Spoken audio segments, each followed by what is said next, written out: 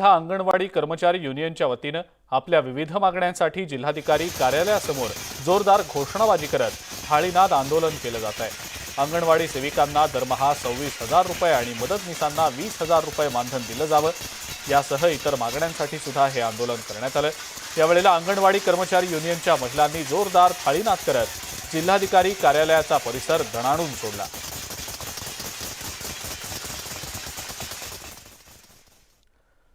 यानंतर एक breaking news आपल्यापर्यंत येते ती बघूया। पुण्यातल्या बाणेर परिसरात ग्रेनेड आढळलेला आहे। मेट्रोच्या खोदकामा दरम्यान हे ग्रेनेड सापडलेलं आहे।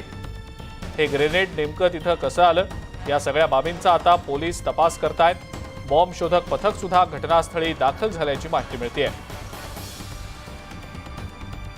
पुण्याच्या बाणेर परिसरात हे हँड ग्रेनेड आढळलेलं आहे।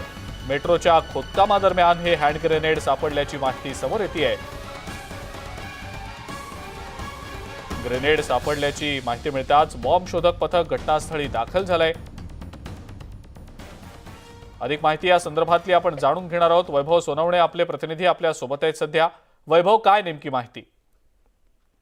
अजिंक्य, हिंजवडी शिवाजीनगर मेट्रोचं काम जे आहे ते सुरू असताना बाणेर परिसरामध्ये खोदकाम जे आहे ते खोदकाम सुरू असताना दोन जुने ग्रेनेड जे आहेत ते आढळून आलेले होते आणि ते फुटण्याची शक्यता आहे म्हणून मेट्रोच्या प्रशासनानं BDDS-ला पुणे कंट्रोल रूमला कळवलेलं होतं आणि त्यानंतर बॉम्ब डिटेक्शन स्क्वॉड जे ते घटनास्थळी दाखल झाला आणि त्यांनी या दोन्ही ग्रेनेडचे कंट्रोल ब्लास्ट जे आहेत ते केलेले आहेत। पूर्वीच्या काळातले हे ग्रेनेड असावेत, जुन्या बनावटीचे ग्रेनेड आहेत।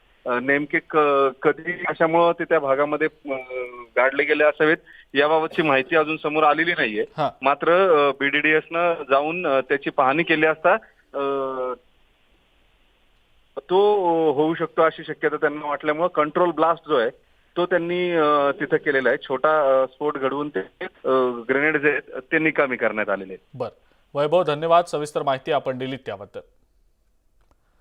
आणि या सगळ्या महत्त्वाच्या बातम्यांसोबतच महाराष्ट्र अनलिमिटेड मध्ये आता वेळ झाली आहे इथंच थांबण्याची। ताज्या बातम्या आणि अपडेट्ससाठी बघत राहा फक्त न्यूज 18 लोकमत।